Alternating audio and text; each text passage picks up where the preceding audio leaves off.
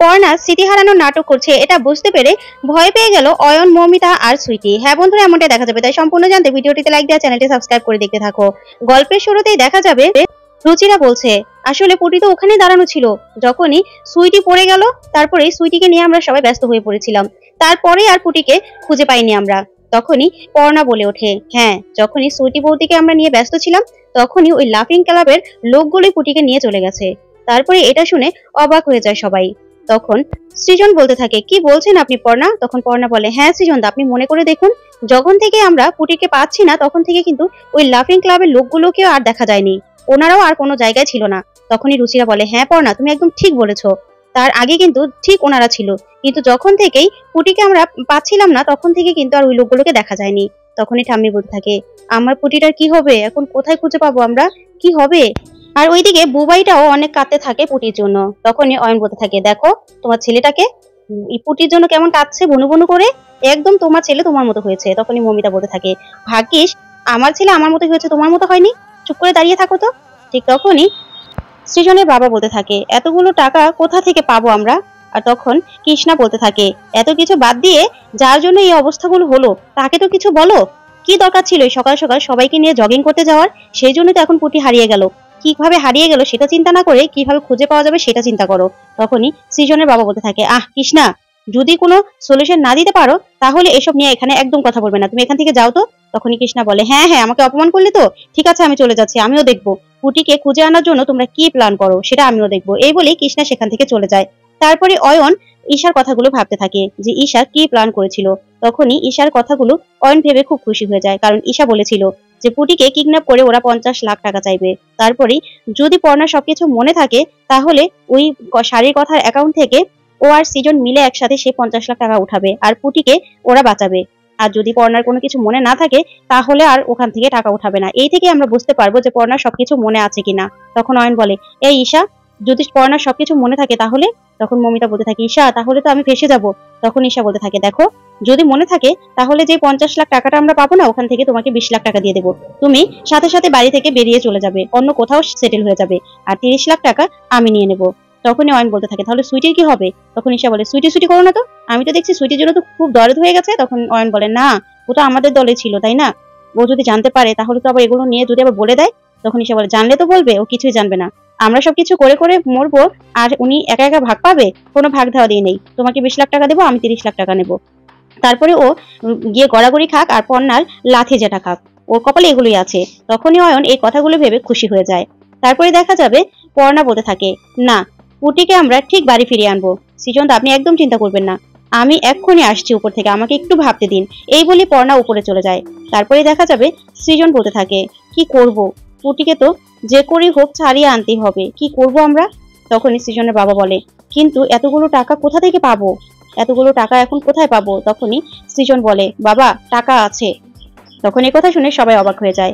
তারপর জেঠু বলতে থাকে, টাকা আছে মানে কোথায় আছে? তখনই সৃজন বলে, শাড়ির কথার অ্যাকাউন্টে আছে টাকা।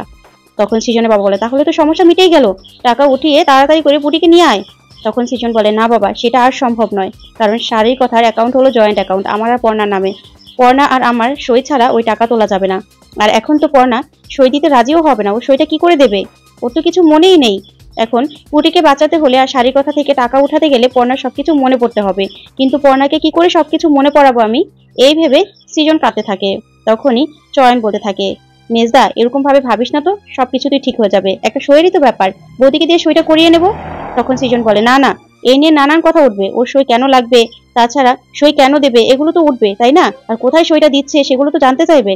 তখনই পিকলু বলতে থাকে, তার থেকেও বড় কথা, দিদি তো এখন নিজেকে আলোকপর্ণা বসু ভাবছে, এখানে সইটা তো করতে হবে আলোকপর্ণা দত্ত হিসেবে, তাহলে এখানেও তো মিলবে না। তখনই একথা শুনে সবাই অবাক হয়ে যায়। তারপরে সৃজনের বাবা বলতে থাকে, যাও একটা আশার আলো দেখেছিলাম তাও নিভে গেল, এখন আমরা কি করব? ঠিক তখনই বুবাই ওর রুমে গিয়ে একটা মাটির ব্যাংক নিয়ে আসে, আর এনেই সবার সামনে ভেঙে ও ওই ব্যাংকে যা টাকা ও জমিয়েছিল সেগুলো নিয়ে সৃজনকে বলতে থাকে, জেঠু তুমি বনুকে ফিরিয়ে আনো, আমার কাছে এতটুকু টাকাই ছিল। এইটা দেখে সৃজন কান্নায় ভেঙে পড়ে আর বুবাইকে জড়িয়ে ধরে। ওইদিকে অয়ন আর মমিতা পুরো রাগান্বিত হয়ে থাকে। অন্যদিকে দেখা যাবে পুটি বসে বসে আরাম করছিল, তার 2 হাত টিপছিল 2 গুন্ডা। তখনই পুটি বলতে থাকে, ভালো করে টিপো, ভালো করে টিপো, হাত দুটো টিপা হয়ে গেলে পা দুটো টিপে, ঠিক আছে? তখনই গুন্ডাগুলো বলতে থাকে ঠিক আছে ঠিক আছে। তখনই পুটি বলে আমার খাবার কই, খাবার এসেছে? তখন গুন্ডা বলতে থাকে না না এখনো আসেনি খাবার। তখন পুটি বলে ঠিক করে পিৎজাটা অর্ডারও দিতে পারোনি, একটা পিৎজা আসতে এতক্ষণ লাগে? তারপরে পুটি গুন্ডাগুলোকে বলতে থাকে আচ্ছা তোমরা মুখ দিয়ে টাকা গুনতে পারো? তখন গুন্ডা বলে না মুখ দিয়ে কি করে টাকা গনে? তখন পুটি বলে না তোমাদের হাতগুলো তো আমার মা একদম ভেঙে ফেলবে, তাহলে হাতগুলো দিয়ে টাকা গুনবে কি করে? মুখ দিয়ে তো টাকাটা গুনতে হবে তাই না? যা শুনে গুন্ডাগুলো অবাক হয়ে যায়। তারপরে আরেকজন এসে বলতে থাকে কি ব্যাপার তোরা কি করছিস সেখানে? তখনই পুটি বলতে থাকে একদম চুপ, কথা বলবে না, আমার মা এসে না তাহলে তোমাদের এমন অবস্থা করবে, তোমরা আমার মাকে চেনো না। তখনই গুন্ডাটা বলতে থাকে আরে শোন তোর মা কিছুই করতে পারবে না বুঝেছিস? তখন পুটি বলে কত টাকা চাইলে? তখন গুন্ডাটা বলে 50 লাখ টাকা। তখন পুটি হাসতে থাকে আর বলতে থাকে 1 টাকাও তোমরা পাবে না, উল্টো আমার মা তোমাদের ছেঁচে ফেলবে, তোমরা দেখো। তখন গুন্ডাটা হাসতে থাকে আর বলতে থাকে যে তোর মা কিছুই করতে পারবে না বুঝেছিস, তাহলে টাকা না দিলে তোকেও পাবে না। তখনই পুটি বলে একদম চুপ, কোনো কথা বলবে না বুঝেছো, একদম কথা বলবে না, আমার মাকে তোমরা চেনো না, আমার মা তোমাদের কি হাল যে করবে সেটা তোমরা জানো না। যা শুনে গুন্ডাগুলো অবাক হয়ে যায়। তারপরেই পুটিকে দেখে হাসতে থাকে আর বলতে থাকে ওর মা নাকি আমাদের কি করবে, কিছুই করতে পারবে না। তখন পুটি একটা ধমক দিয়ে বলতে থাকে এই হাত পা টেপো। তখনই ওই গুন্ডাগুলো টিপতে থাকে আর পুটি বলে যে একদম চুপ করে বসে থাকো বুঝেছো, না হলে 1 টাকাও পাবে না। তখনই গুন্ডাটা বলতে থাকে কি মেয়ে রে বাবা, আশা থেকে জ্বালাতন করছে, ওকে আমরা কিডন্যাপ করেছি না ও আমাকে কিডন্যাপ করেছে আমাদের, সেটাই বুঝতে পারছি না। ওইদিকে পুটি হাসতে থাকে। অন্যদিকে দেখা যাবে গুন্ডাটা সৃজনকে আবার কল দেয়, কল দিয়ে বলতে থাকে টাকা রেডি হলো? তখন সৃজন বলে না না টাকা এখনো রেডি হয়নি, টাকা জোগাড় করছি। তখনই অয়ন বলে ওঠে বলে দে না যে টাকা জোগাড় হয়নি, টাকা জোগাড় করতে পারবি না। তখনই জেঠু অয়নকে জুতা দিয়ে পেটাতে থাকে আর বলতে থাকে ঠিক যেখানে মুখটা খুলতে হবে সেখানে মুখটা খুলিস তাই না, এভাবে কথা বলতে পারিস না, তুই লাগানোর জন্য মুখ খুলিস। তখনই এই বলে জুতা পেটা করতে থাকে। ওইদিকে গুন্ডাটা বলতে থাকে টাকা জোগাড় করুন, সন্ধ্যার মধ্যে টাকা জোগাড় না হলে আপনার মেয়ের লাশ পাঠিয়ে দেবো। যা শুনে সৃজন কান্না করতে থাকে। তারপরে ফোনটা রেখে একদম হাঁটু গেড়ে বসে পড়ে। ওইদিকে দেখা যাবে মমিতা বলতে থাকে এখন পর্ণা কোথায়? পর্ণা যার জন্য এত কিছু হলো সেখানে উপরে গিয়ে লুকিয়ে বসে আছে, ওর জন্যই তো পুটি আজকে এরকম সমস্যায় পড়লো। এখন কোথায় গেছে? ও পুটিকে উদ্ধার করবে না কেন? ঠিক তখনই সেখানে পর্ণা চলে আসে। আর পর্ণা আসলেই মমিতা বলতে থাকে এই তো এসে পড়েছে, কি এবার পুটিকে উদ্ধার করে আনো, দেখি কি করো, এভাবে মুখ লুকিয়ে বসে আছো কেন? তোমার জন্য তো পুটির আজকে এই অবস্থা। তখনই পর্ণা হাত দিয়ে মমিতাকে চুপ করতে বলে আর বলতে থাকে দেখুন মাথাটা একদম গরম আছে, তাই উল্টাপাল্টা কথা বলে তারটা কেটে দেবেন না, তাহলে কিন্তু ভালো হবে না। যা শুনে মমিতা অয়ন সহ সুইটি সবাই ভয় পেয়ে যায়। তারপরেই পর্ণা বলতে থাকে সৃজন দা কি খবর? তখন সৃজন বলে আবার গুন্ডাটা ফোন করেছিল, পুটিকে টাকা জোগাড় না করলে পুটিকে বলেছে। তখনই মমিতা বলে মেরে ফেলবে বলেছে। তখন পর্ণা বলে না পুটির কিচ্ছু হবে না। তখন রুচিরা বলে পর্ণা এতগুলো টাকা কোথায় পাবো? তখন পর্ণা বলে রুচিরা দি আপনার মেয়ে আপনাদের কাছে ঠিক ফিরে আসবে, আপনারা একদম চিন্তা করবেন না। যা শুনে ভয় পেয়ে যায় মমিতা আর সুইটি। তখনই পর্ণা বলতে থাকে সৃজন দা আপনি আমার সাথে আসুন তো, একটু কথা আছে। এই বলে সৃজনকে নিয়ে উপরে চলে যায় পর্ণা। এদিকে অয়ন মমিতাকে বলতে থাকে এই মমিতা মনে হচ্ছে তো পর্ণার সবকিছু মনে আছে, ও নিশ্চয়ই ওদের অ্যাকাউন্ট নিয়ে কথা বলতে গেছে, টাকা এনে ঠিক পুটিকে ছাড়িয়ে আনবে। চলো চলো আমরা কাপড় চোপড় গুছাই গিয়ে আমাদের এখনই এই বাড়ি থেকে চলে যেতে হবে। এই বলে অয়ন আর মমিতা সাথে সাথে ওখান থেকে লুকিয়ে পড়ে আর চুপি চুপি সবটা দেখতে থাকে। তারপরে দেখা যাবে সুইটি বলতে থাকে আমার বরকে নিয়ে দিদিমণি কোথায় চলে গেল, যাই আমি একটু দেখে আসি। তখনই সবাই মিলে সুইটিকে আটকায় আর জেঠু বলতে থাকে দেখো পদ্ম একদম মাথা গরম আছে, পুটিকে পাওয়া যাচ্ছে না, এখন যদি তুমি খেস্টামো করো না তোমাকে সবাই মিলে এমন শিক্ষা দেবো না, আর পর্ণাকে দিয়ে আবার উচিত শিক্ষা দেবো। যা শুনে সুইটি পুরো ভয় পেয়ে যায়। তারপরে দেখা যাবে পর্ণার সৃজন নেমে আসে।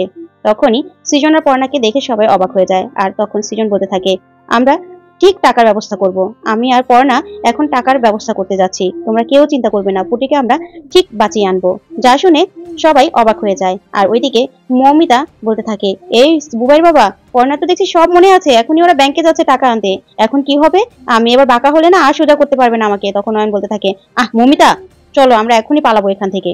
আর তখনই ঠাম্মি বলতে থাকে আমার পর্ণা দিদিভাই যেহেতু গেছে পুটিকে ঠিক উদ্ধার করে আনবে, তোমরা কেউ চিন্তা করবে না, তোমরা শুধু ঠাকুরকে ডাকো।